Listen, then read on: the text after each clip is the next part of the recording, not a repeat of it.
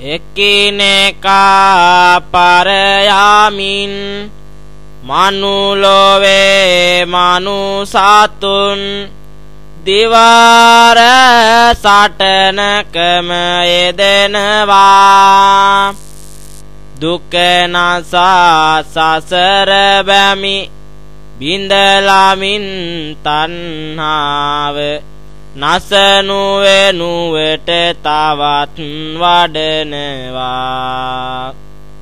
කරුණාව මුදිතාව